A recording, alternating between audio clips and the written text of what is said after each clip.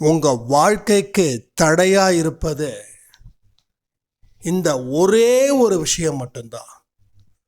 இந்த விஷயத்தை மட்டும் நீங்கள் தீர்த்துட்டீங்க அப்படின்னா, இல்லை வளர விடாமல் பார்த்துக்கிட்டிங்கன்னா, உங்கள் வாழ்க்கையில் அதிர்ஷ்ட காத்துன்னு ஒன்று இருக்குது பாருங்க, அது உங்கள் திசையை நோக்கியே தான் அடிச்சுக்கிட்டே இருக்கும். இது இந்த ஜென்மம் மட்டும் இல்லை, பல ஜென்மத்திலையும் என் வாழ்க்கையில் அதிர்ஷ்ட காற்று அடிக்கணும், என் உடம்புல இருக்கக்கூடிய அத்தனை நோயும் தீரணும், என் குடும்பத்தில் இருக்கக்கூடிய துன்பங்கள் அத்தனையும் கரைஞ்சு போகணும் அப்படின்னு நினைக்கிறவங்க, விருப்பப்படுறவங்க இந்த ஆடியோவை ஃபுல்லாக கேளுங்க. கேட்டுட்டு அதுக்கப்புறமா பதில் பேசுங்க சாயப்பா கிட்ட. நீங்கள் பேசக்கூடிய பதிலில் தான் உங்கள் வாழ்க்கையோட வெற்றியின் ரகசியமே இருக்குது. இது 100% உண்மை. ஓம் சாயிரா சாயிரா, ஓம் சாயிரா சாயிரா, ஓம் சாயிரா சாயிரா, அன்பே சாயிரா, பேரன்பே சாயிரா, அகிலம் தளிக்க ஆத்மா விழிக்க அனுதினம் சாயிரா, எங்கள் அன்பே சாயிரா. ஒன்றே இறைவன், ஒன்றே பூமிக்கென்றும் சாயிரா, சரணம் சாயிரா, நன்றே செய்து வாழ்வோம், நாம் ஒன்றே செய்து வாழ்வோம், அன்பே சாயிரா.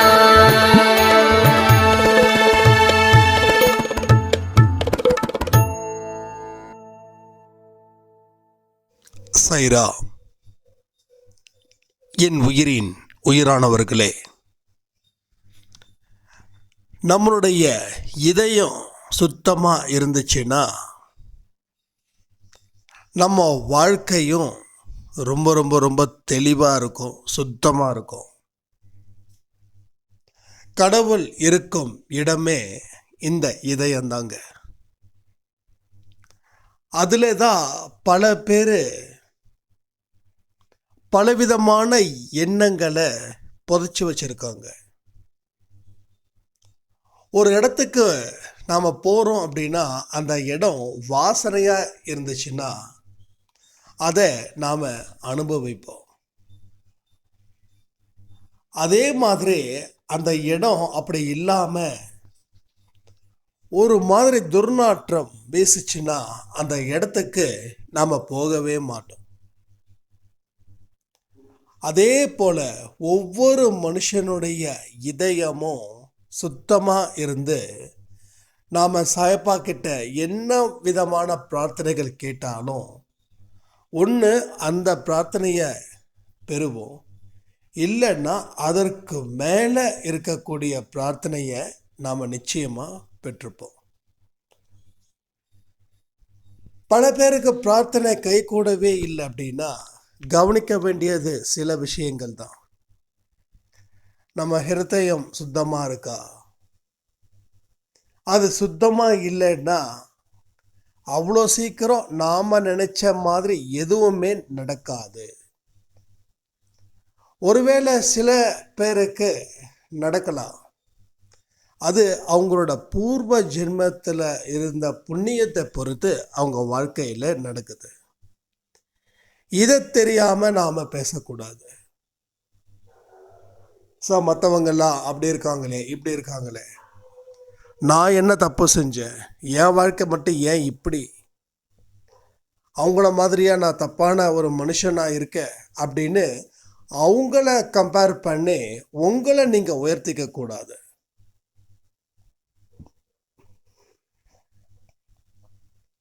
யாருக்கிட்டையும் கம்பேரிஷனும் கூடாது. ஏன்னா அடுத்தவங்க கிட்ட கம்பேர் பண்ணி உங்கள் வாழ்க்கையை வாழணுன்ற அவசியம் உங்களுக்கு இல்லை. உங்கள் வாழ்க்கை தனித்துவமானது.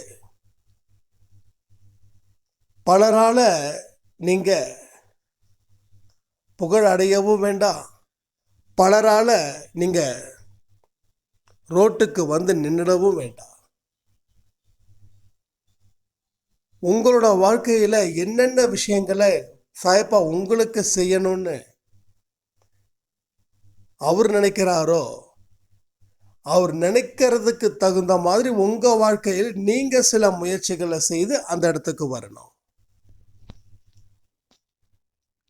இன்னைக்கு வாழ்க்கையில் பல பேருக்கு புகழ் அடையணும், 4 பேர் மத்தியில் நம்மளை ரொம்ப கேவலமாக பேசிட்டாங்க, அவங்க முன்னாடி நான் சிறப்பான மனுஷனாக இருக்கணும், நான் யாருன்னு காட்டணும், இதெல்லாம் கடவுள் விரும்புகிறதே இல்லை. இதெல்லாம் மனுஷனுடைய இதயத்தில் இருக்கக்கூடிய கரைப்படைந்த அழுக்குகள். சில அழுக்குகளை லைட்டாக தண்ணி ஊற்றி தொடச்சா போதும். ஏன்னா அந்த அழுக்கு இப்போ தான் வந்தது, அதனால் அது ஈஸியாக தண்ணியை ஊற்றி கழுவிட்டா போயிடும். இன்னும் சில அழுக்குகளோ கொஞ்சம் அதிகமாகவே தேய்க்கணும். இன்னும் சில அழுக்குகளோ அவ்வளோ சீக்கிரம் அந்த இடத்த விட்டு போகாது. ஏன்னா அது பல நாளாக அது படிஞ்சு இருக்குது.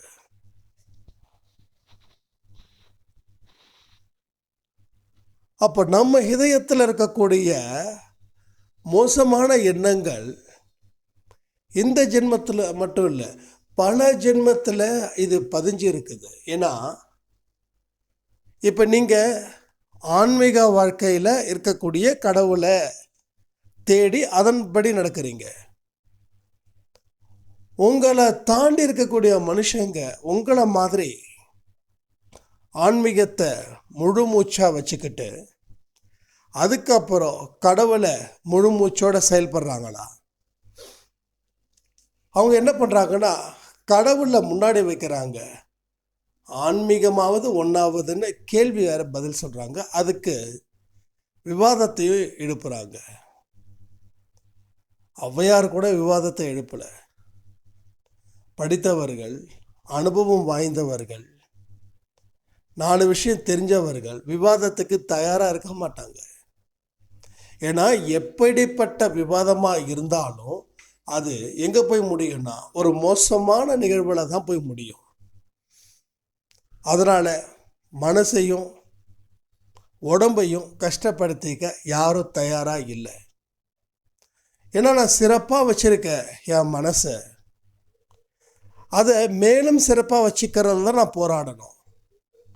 விவாதத்தை வளர்க்குறதால நான் வச்சிருந்த சிறப்பான மனசு அழுக்காயிடும். அழுக்காச்சுன்னா அதை க்ளீன் பண்ணுறதுக்கு எனக்கு டைம் ஆகிடும். அதனால் விவாதம் தேவையில்லை. ஆனால் உங்களை மாதிரி மற்றவங்க இல்லை. அப்போது அவங்களுக்கு அந்த கரை அப்படின்றது ஒன்று படிஞ்சே இருக்கும். ஸோ உங்களுக்கு போன ஜென்மம் வரைக்கும் அந்த கரை படிஞ்சிருந்தது. ஏன்னா நீங்களும் மற்றவங்க மாதிரி சாமி கும்பிட்டீங்க. ஆனால் இப்போ நீங்கள் கும்பிட்ற சாயப்பாவோ இல்லை வேறு ஏதாவது ஒரு கடவுளோ பொறுப்புணர்வோடு நீங்கள் கும்பிடுறீங்க, பயம் இல்லாமல் கும்பிடுறீங்க, சுதந்திரமாக கும்பிடுறீங்க, நம்பிக்கையோடு கும்பிடுறீங்க, தெளிவான சிந்தனையோடு நீங்கள் கும்பிடுறீங்க. ஸோ உங்களுக்கும் மற்றவங்களுக்கும் இருக்கக்கூடிய வித்தியாசம் இதுதான். இது 6 வித்தியாசம் மட்டும் இல்லை, 60 வித்தியாசம் மட்டும் இல்லை, கணக்கில்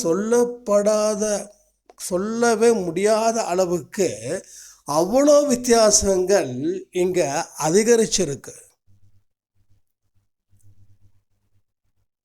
ஏகப்பட்ட வித்தியாசங்கள்.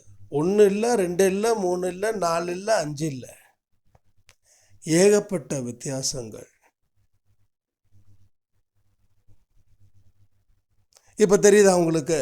அப்போது நம்ம மனசில் இப்போ தான் நமக்கு கரை இருக்குதுன்னே தெரியுது. எத்தனை நாள் அது கூட தெரியல. மற்றவங்களுக்கும் அதெல்லாம் ஒன்றும் இல்லை அப்படின்னு சொல்லுவாங்க. என் மனசில் கரையா? என்ன நீ இப்படி சொல்கிற? என் மனசு எவ்வளோ சுத்தம் தெரியுமா அப்படின்னு சுத்தம் இல்லாதவர்கள் கூட சுத்தத்தை பற்றி பேசுவாங்க. ஏன்னா நமக்கு தெரியும் அவங்க சுத்தமானவங்களா இல்லையா அப்படின்னு. நம்மக்கிட்ட எப்படி நடந்துக்கிறாங்களோ அதை வச்சு ஈஸியாக கண்டுபிடிச்சிடலாம் மற்றவங்கள. நியாயம் பக்கம் நிற்கிறாங்களா, அநியாயம் பக்கம் நிற்கிறாங்களா? நியாயத்தின் பக்கம் நிற்கிறவங்க சுத்தமான மனுஷங்க, அநியாயத்தின் பக்கம் இருக்கிறவங்க அசுத்தமான மனிதர்கள். இவ்வளோதானே. அப்போ உங்களை ஒருத்தவங்க வஞ்சிக்கிறாங்க, தண்டிக்கிறாங்க, பழி வாங்குறாங்க, மட்டம் தட்டுறாங்கன்னா அவங்க நியாயத்தின் பக்கம் நிற்கலை. அவங்க இதயத்தில் அவ்வளோ அசுத்தம் இருக்கு, கொஞ்சம் நெஞ்சம் இல்லை. அவங்க நான் சுத்தமான மனுஷன்னு சொல்லி பேசுவாங்க. நீங்கள் அவங்க கிட்ட விவாதம் பண்ணீங்கன்னா உங்களை அசுத்தமாக்கிடுவாங்க. அவங்க முயற்சி பண்ணுறாங்க தன்னை நல்ல மனுஷனாக காட்ட. அப்போது அவங்க முயற்சிக்கு நாம் துணை புரியலாம். எஸ், நீங்கள் தான் டாப் மோஸ்ட் பர்சன், நீங்கள் தான் ரொம்ப சுத்தமானவர்கள், பரிசுத்தமானவர்கள், எந்த தப்பு செய்யாதவர்கள், எந்த பாவமும் செய்யாதவர்கள், பல பேருக்கு உதவி செய்யக்கூடிய மனுஷனாக நீங்கள் இருக்கீங்க, சலாம் அப்படின்னு சொல்லி போயிட்டு இருந்தால் நமக்கு பிரச்சனை கிடையாது. அப்போது அவங்களுக்கு ஒவ்வொரு நாளும் ஒரு நொடியும் கரை படியுது. அந்த கரையை நீங்கள் தேய்ச்சி கழுவாத வரைக்கும் அந்த கரை இருந்துக்கிட்டு தான் இருக்கும். அது போல தான் பல மனுஷங்களோட வாழ்க்கையிலையும் இதயம் சுத்தமாக இல்லைன்னாவே அங்கே அழுக்குகள் நிறைந்திருக்கிறது. அந்த வாசனையே இல்லை, நாற்றம், துர்நாற்றம், வாந்தி வருது, அடி வயிற்றுல இருந்து வாமிட் வருது, எப்படின்னா அவ்வளோ நாத்தம் அடிச்சிருக்கு. எப்படி நம்ம வயிற்றுக்குள்ள கண்டதை சாப்பிட்டு ஒரு விதமாக இருக்கோ, அதை விட மோசமாக நம்மளுடைய இதயமும் இருக்குது. இதை நீங்கள் ஒத்துக்க முயற்சி பண்ணிங்கன்னாவே அதை சுத்தப்படுத்திடலாம். இல்லைப்பா கரெக்டாக தான் இருக்குது அப்படின்ட்டிங்கன்னா நீங்கள் சுத்தப்படுத்த தயார் இல்லை, இல்லை சுத்தப்படுத்த கர்மா உங்களுக்கு விடலை, இல்லை சுத்தப்படுத்துவதற்கான பக்குவம் வரல. முதல்ல ஒரு தவறு இருக்குது அப்படின்றத நீங்கள் ஒத்துக்கிட்டாதான் அந்த தவறை தீர்க்க முடியும். ஒத்துக்காத வரைக்கும் என்ன பண்ணும், அந்த தவறு தான் உங்களை நாட்டாமை பண்ணும். நிறைய பேரோட வாழ்க்கையில் தீயவர்களோட விஷயங்கள் ஏன் ரொம்ப மேலோங்கி நிற்குதுன்னா அதுக்கு ஒரே காரணம், அங்கே யார் இருக்காங்க, யாருடைய பெயரை அவங்க காப்பாற்றுறாங்கன்னா ஒரு தீயவர்களோட சக்தி, ஒரு தீய சக்தி இதுவரைக்கும் நாம் என்னென்னலாம் செஞ்சோமோ அத்தனைக்கும் உண்டான பாவத்துக்கு தலைவன் உங்களை ஆட்டு வச்சுக்கிட்டே இருக்கா. அவன் பாவத்தை செய்யின்னு ஒரு நாளும் ஒரு நொடியும் அவன் திரும்ப திரும்ப சொல்லிக்கிட்டே இருக்கான். அப்போ நம்ம அந்த கரையை அகற்ற விரும்பலை, அந்த கரையை வளர்க்க மட்டுமே நாம் விரும்புகிறோம். இதை நீங்கள் புரிஞ்சுக்கிற வரைக்கும் உங்கள் வாழ்க்கையில் அந்த கரையையும் அந்த பாவத்தையும் அகற்றவோ மாற்றி அமைக்கவோ குறைக்கவோ முடியாத அளவுக்கு நாம் தொடர்ந்து கஷ்டப்பட்டுக்கிட்டே தான் இருப்போம். பட் இந்த பாவத்தோட கரையை அகற்றுறது அப்படின்றது செவுத்தில் இருக்கக்கூடிய நாள் கணக்காக வருஷக்கணக்காக இருக்கக்கூடிய கரையை கூட நம்ம சீக்கிரமாக சரி பண்ணிடலாம். ஆனால் மனசில் பாவத்தின் மூலமாக செய்த காரியங்களுக்கு உண்டான கரைகள் ரொம்ப அடர்ந்து இருக்கு, ஒரு காடு மாதிரி வளர்ந்துருக்கு. இறைவனுடைய பார்வை பட்டால் மட்டுமே அந்த பாவம் கரையும். அதுக்கு இறைவனோட பார்வை எப்படி படணும், எங்கே இருந்து ஸ்டார்ட் பண்ணணும், ஒரு காடு மாதிரி நினச்சிக்கோங்க உங்கள் பாவத்தை. அப்போ எங்கே இருந்து ஆரம்பிக்கணும் அப்படின்ற ஒரு கன்ஃபியூஷன்ஸ் இங்கே எல்லாருக்கும் இருக்கும். ஏன்னா முடிவும் இல்லை சார், ஆரம்பமும் இல்லை, முடிவும் இல்லை. எங்கே ஆரம்பிக்கிறதுன்னு தெரியல. ஆரம்பித்தா முடிஞ்சிருமானா முடிவும் இல்லை. இந்த மாதிரியான சிக்கல்களும், இந்த மாதிரியான குழப்பங்களும், இந்த மாதிரியான கேள்விகளுக்கு பதில்களும் எங்கே இருக்குதுன்னா, கடவுளுடைய அருட்பார்வை மேலே பட்டா மட்டும்தான் அது நடக்கும். அது எப்படிங்க படும்? இப்போது உங்கள் வாழ்க்கையில் இருக்கக்கூடிய பாவத்தை நீங்கள் வேற இருக்கணும் அப்படின்னு நினைக்கிறீங்க தானே? அதுக்கு நானும் யோசித்தேன், இது எங்கே இருந்து ஸ்டார்ட் பண்ணுறது அப்படின்னு. ஒன்று தான், கடவுளே எனக்கு ஒன்றுமே புரியல, சாய்பாபா எனக்கு ஒன்றுமே புரியல, என்னை கொஞ்சம் புனிதமாக ஆக்கணும்னு முயற்சி பண்ணுறேன், ஆனால் பாவத்திலேயே நான் மூழ்கி கிடக்கிறேன். இங்கே பாருங்க, பாவன்றது ஒவ்வொருத்தவங்களோட கற்பனைக்கே வச்சுக்கக்கூடாது. ஓ இதுதான் பாவமா அப்படின்னு. ஆரம்பத்திலேயே சொல்கிறேன், ஒருத்தவங்க கிட்ட அவமானப்படுத்துறது கூட பாவம்தான். ஒருத்தவங்க யாரும் அவமானப்படுத்துறதுக்கு கூட பாவம்தான். பாவத்தோட கணக்கு அங்கே இருந்து தான் ஸ்டார்ட் ஆகுது.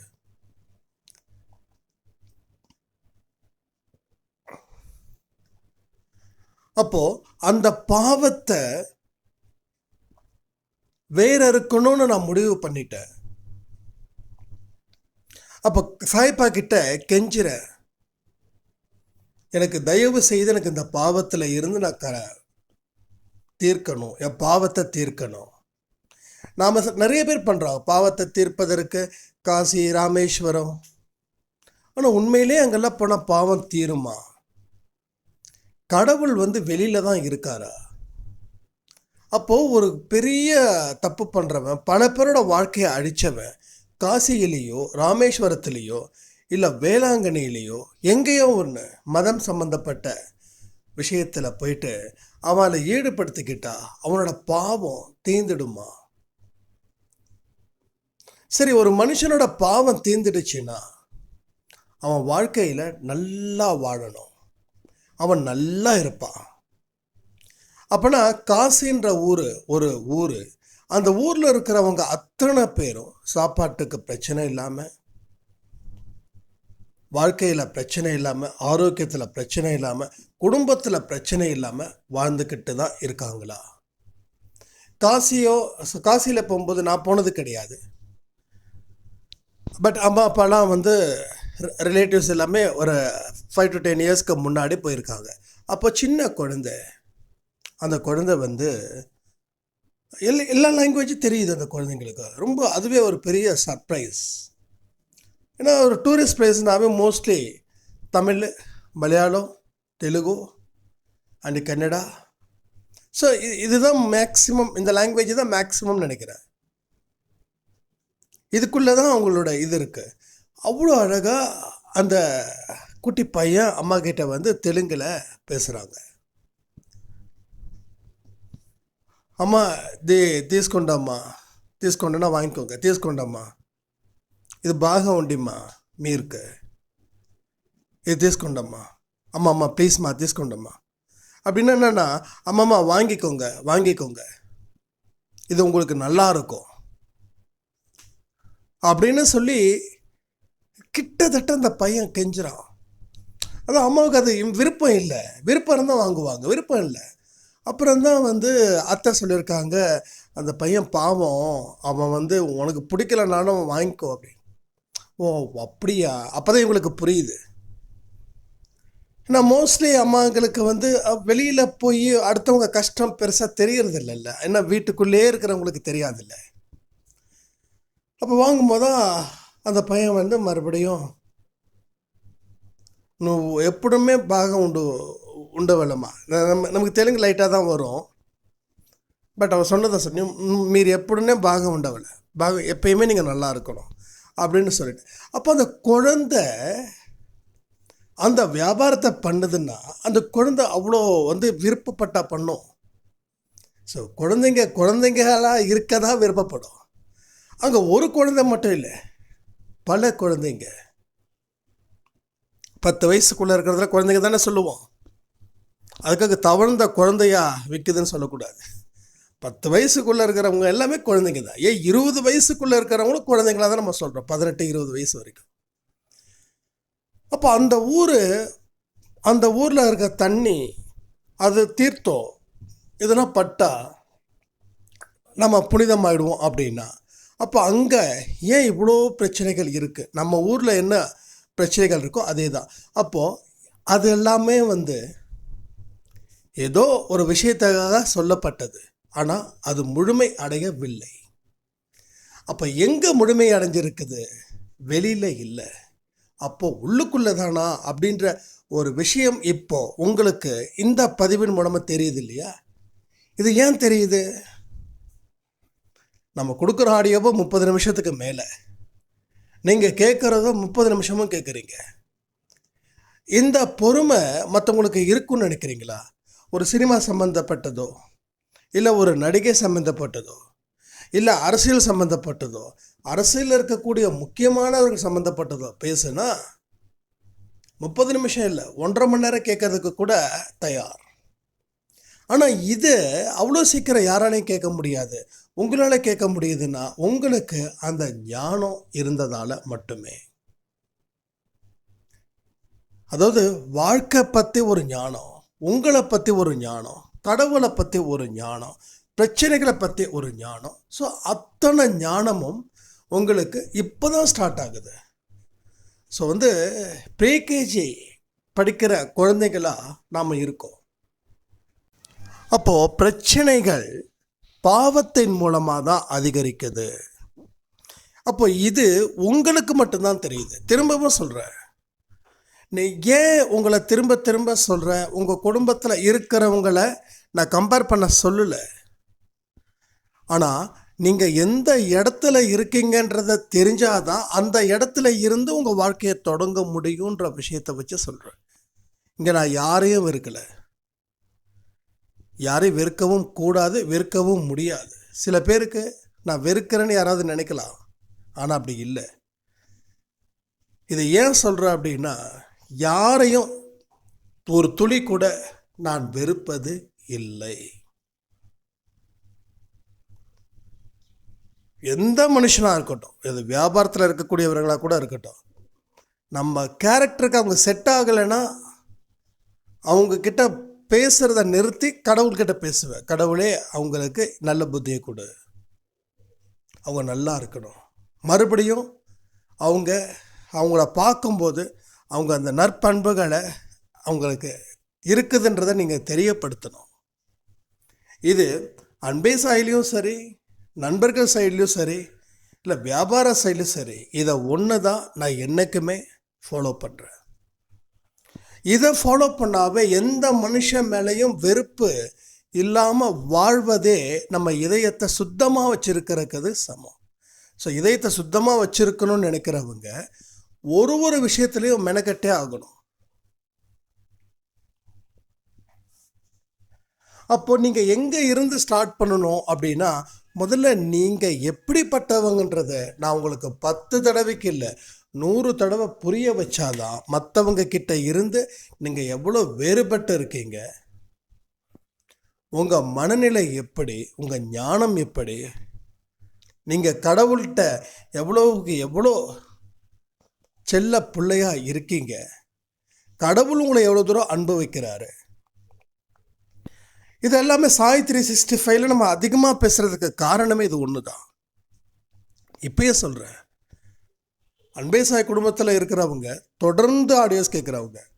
ஏன்னா அன்பே சாயில் கிட்டத்தட்ட 1.25 லட்சம் பேர் இருக்கீங்க.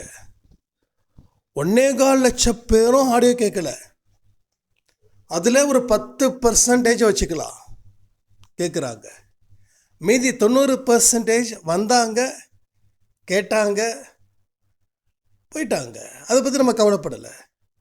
ஸோ விதையை தூவுறவங்க தூவுற அத்தனை விதையும் முளைக்கிறது இல்லை. எது விதைக்குமோ அதான் விதைக்கும். எது விதைக்க முடியாமல் வீணாக போகுமோ அது வீணாக தான் போகும். அதுக்காக ஐயோ இந்த 4 விதை நம்ம போட்டோமே அது விதைக்கலையே அப்படி சொல்லக்கூடாது. விதைச்சது இருக்கா, சந்தோஷப்படு. விதைக்காததை கவலைப்படாது. அது கடவுளோட விருப்பமாக இருக்கு. அதே போல தான் எப்படியோ அன்பே சாய்க்குள்ளேயே இவ்வளோ இருக்குன்னா அப்போ வெளி மனுஷங்களுடைய விஷயங்கள் எவ்வளோ இருக்குன்னு யோசிச்சு பாருங்க. நான் உங்ககிட்ட ஒரு விஷயம் கேட்குறேனே, அன்பே சாயோடையவை தொடர்ந்து பார்க்குறவங்க எத்தனை பேர்? 2 நாளைக்கு ஒரு தடவை பார்க்குறவங்க எத்தனை பேர்? வாரத்தில் ஒரு தடவை பார்க்குறவங்க எத்தனை பேர்? ஓப்பனாக கமெண்ட் பண்ணுங்கள், தப்பே கிடையாது.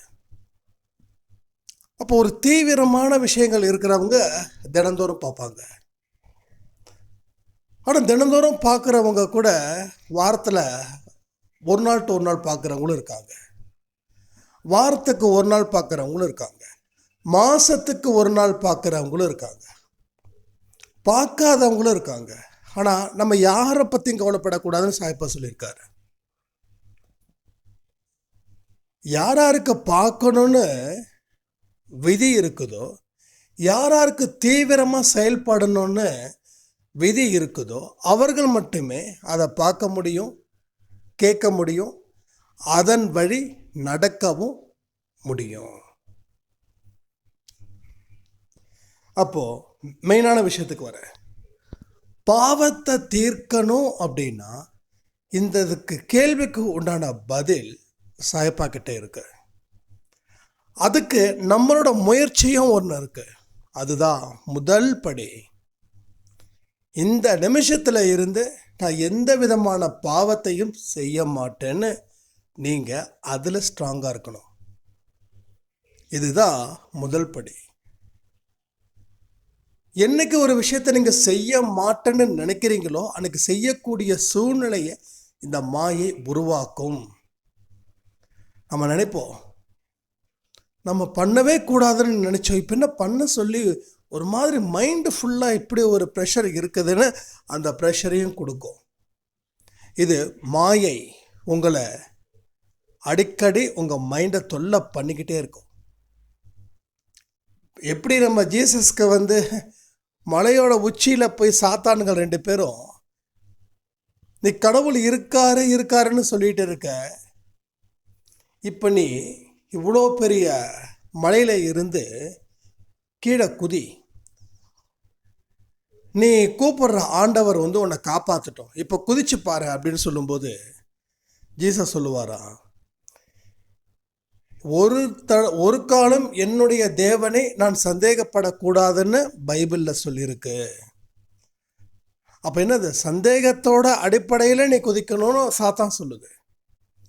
ஆனால் ஜீசஸ் என்ன சொல்கிறாரு, பைபிளில் சொன்னது அத்தனையும் எனக்கானது. அந்த இடத்துல சொல்லியிருக்குது, உன்னோட தேவனை ஒரு காலம் நீ சந்தேகப்படக்கூடாது அப்படின்னு. ஆனால் நாம் என்ன நினைக்கிறோம், இங்கே சின்ன சின்ன விஷயத்துக்கெல்லாம் சந்தேகப்படுறோம். சாயப்பா ஒன்று தானே சாயப்பா நம்புனேன், கடைசி நிமிஷத்தில் வரைக்கும் இப்படி எனக்கு உதவி பண்ணாமல் போயிட்டேன்னு கமெண்ட்டில் இன்றைக்கும் சில பேர் அப்படி பண்ணுறாங்க. ஒன்றை தான் நம்புனேன், நீ கடைசியில் இப்படி பண்ணிட்டியே. ஒரு விஷயத்தை புரிஞ்சுக்கணும், கடவுளுக்கு எதை கொடுக்கணும் எதை கொடுக்கக்கூடாதுன்னு ஒன்றுமே தெரியாதவர் அவர்.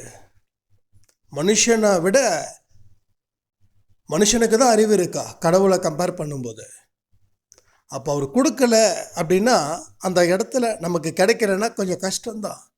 ஆனால் இது நல்லதுக்குன்னு என்னைக்கு நினைக்கிறீங்களோ அன்னைக்கு தான் நீங்கள் அவரை நம்புறீங்கன்னு அர்த்தம். ஆனால் இந்த ஒரு விஷயமே உங்களுக்கு நம்பிக்கை இல்லை. அப்போது உங்கள் நம்பிக்கை அப்படின்றது 0வோட நிற்குது. நீங்கள் நம்புறீங்களா இல்லையான்றது உங்கள் வாழ்க்கையில் இருக்கக்கூடிய ஒரு இக்கட்டான சூழ்நிலை தான் அது முடிவு பண்ணுது.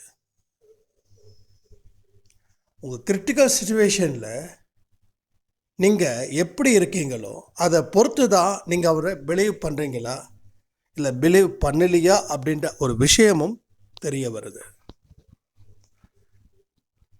அப்போ இது எல்லாமே செய்யணும்னா கடவுளோட அருட்பார்வை இருக்கணும்.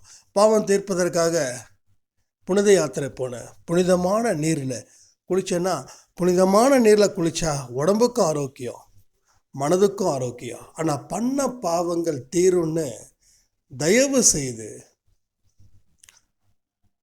நான் குளிச்சுட்டு பாவம் தீர்ந்துடுச்சு அப்படின்னு மட்டும் நினைக்காதீங்க.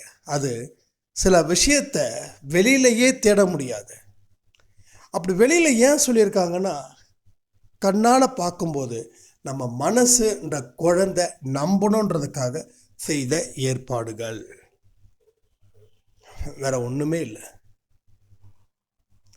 இப்போ ஒரு கோயிலுக்கு போகிறோம், மந்திரிச்சு கையில் கயிறு கட்டுறாங்க. அந்த கயிறு ஏன் கட்டுறது? ஓகே, மந்திரிச்சாச்சு, இந்த கயிறு கையிலே இருக்கட்டும் அப்படின்னா அந்த கயிறு சக்தி வாய்ந்தது இல்லை. அந்த கயிறை பார்க்கும்போது இந்த கயிறு இதுக்காக கட்டப்பட்டது, எனக்கு இனிமேல் துன்பம் வராதுன்னு உன் மனசு நம்புது பாருங்க. உன் மனசு தான் சக்தியே தவிர கயிறு வெறும் கயிறு தான். ஓகே, வெறும் கயிறு தான். அது சாயம் நனைக்கப்பட்ட கயிறு. அதனோட மூலக்கூறு பாருங்க, ஒரு பஞ்சு தான் நூலாச்சு, நூலு தான் அந்த சாயத்தை போட்டதால அது கருப்பு கலரு, மஞ்சள் கலரு, சிவப்பு கலராக மாறிச்சு. வேற ஒன்றுமே கிடையாது. கரெக்டு தானே? அப்போ பஞ்செல்லாம் கடவுளாயிடுமா? நூல்லாம் கடவுளாயிடுமா? கலரெல்லாம் கடவுளாயிடுமா? கிடையாது. இந்த கயிறு கட்டுறது இதெல்லாம் நான் குறை சொல்லலை. மனுஷங்களோட மனசு நம்பணுன்றதுக்காக பெரியவர்கள் சொன்ன விஷயந்தான். பெரியவர்கள் அருமையான அறிவாளிகள், உண்மையிலே சொல்லணும், எக்ஸலண்ட். ஏன்னா அவங்க இது வரைக்கும் இதையும் செய்யலைன்னா மனுஷனோட வாழ்க்கை இன்னும் மோசமாக இருக்கும். நம்ம ஆஃபீஸ்க்கு ஒருத்தர் வந்தார், கிட்டத்தட்ட 3 கயிறு கட்டியிருந்தார். நான் அவங்கள பார்த்து கிண்டல்லாம் பண்ணலை இல்லைங்க. ஏன்னா நம்ம கடவுளை நம்புகிறோம். ஒவ்வொரு குழந்தைக்கும் ஒவ்வொரு விதமாக சொன்னோம். சில குழந்தைங்க சாப்பிட்டா உடம்புக்கு நல்லதுன்றதுக்காக சாப்பிடுவாங்க. சில குழந்தைங்க அடம் பிடிப்பாங்க இல்லையா? சில குழந்தைங்களுக்கு பயப்படுத்தி ஊட்டி விடணும். டேய் சாப்பிட, இல்லைன்னா பூச்சாண்டியை பிடிச்சிட்டு போயிடுவாருன்னு யாராவது ஒருத்தவனை பூச்சாண்டியை ஆக்கணும். ஆக்கினாதான் குழந்தைங்க சாப்பிடும். சில குழந்தைங்க சமைத்தா சாப்பிட்டுட்டு போயிடுங்க. ஸோ அது மாதிரி குழந்தைங்க ஒரே வயசு தான், ஒரே ஊர் தான், ஒரே தெருவாக கூட இருக்குமே, இல்லை ஒரே வீட்டில் கூட இருக்கட்டும், அண்ணன் பையன், தம்பி பையன், அத்தை பையன், இப்படி கூட. ஆனால் 3 குழந்தையும் 3 விதமாக இருக்குது. ஒரு குழந்தை அட்டம், நான் பேசிகிட்டு இருக்கேன், நான் அட்டம். அவ்வளோ சீக்கிரம் என்னை ஒரு இடத்துல உட்கார வைக்க முடியாது, சாப்பாடு ஊட்டவும் முடியாது. ஆனால் பூச்சாண்டி அப்படின்னு காட்டினா மட்டும்தான் வயிற்றில் சோறு போகும். நான் 7 மாதம் 8 மாதம் அந்த டைமில் அப்படி அடம் பிடிப்பேன். அப்போ அதிகமாக பயப்படுத்தி எனக்கு உடம்பு ஃபுல்லாக, மனசு ஃபுல்லாக பயம் வந்துடுச்சு. ரொம்ப முடியாமல் இருக்கும்போது குழந்தையில சொன்னேன், 1 வயசு 2 வயசுலலாம், அத்தை ஊருக்கு எல்லா ஊரையும் போய்ட்டு பாடம் போட்டுட்டு வரணும், இவனுக்கு பாடம் போட்டால் தான் இவனுக்கு சரியாகும் உடம்பு, இல்லைன்னா சரியாகாதுன்னு ஒரு பாடம் போட்டுட்டு வருவாங்க. வேப்பிலை அடித்து என்னமோ பண்ணுவாங்க இல்லையா, அது மாதிரி.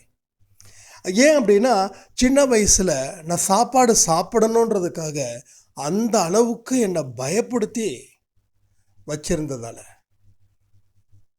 அப்போ ஒவ்வொரு மனுஷனுக்கும் ஒவ்வொரு விதமான ட்ரீட்மெண்ட் தேவைப்படுது.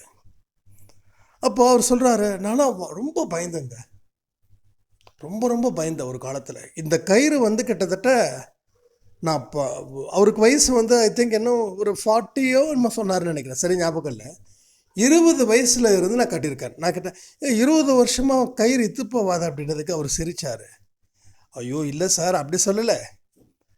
எனக்கு ஒரு கோயில் இருக்குது, அந்த கோயிலில் இருக்கிற கயிறு எப்பயுமே ஸ்டாக் இருக்கும். அந்த கோயிலில் இருக்கிற கயிறு தாத்தா கட்டி விட்டார்.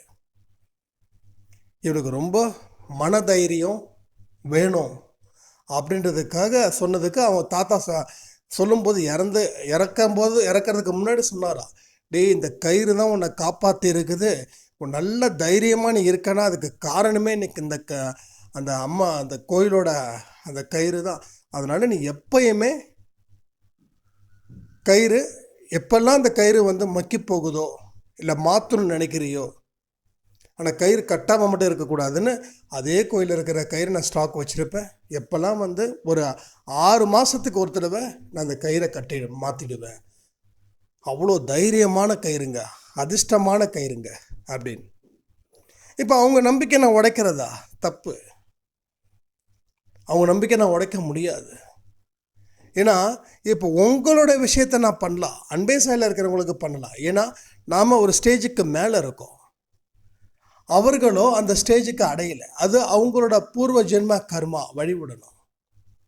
அவங்களுக்கு இன்னும் 2-3 ஜென்மத்தை தாண்டும் போது அந்த கயிறுனால் நாம் வலிமை மிக்க மனிதராக இருக்கோமா இல்லை கயிறு இல்லாமல் இருக்க, அந்த ஒரு கேள்வி அவங்களுக்கு வரும். அதனால் அவங்க நம்பிக்கையே கெடுக்க வேண்டாம். ஆமாங்க, கரெக்டுங்க அப்படி நான் கையில் காப்பு போட்டிருப்பேன். அப்போ அவர் சொன்னார் உங்களுக்கும் அது மாதிரியா?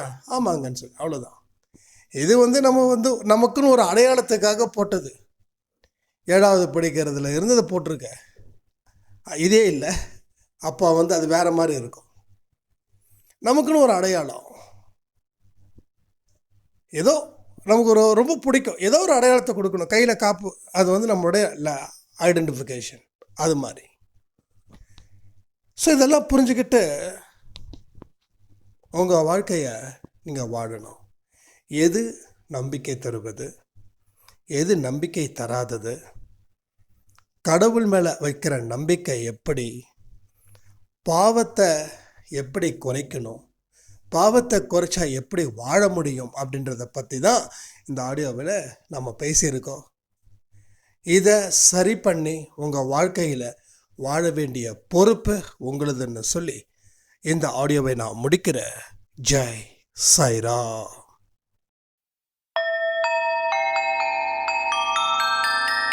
ஓம் சாயிரா. சாயிரா.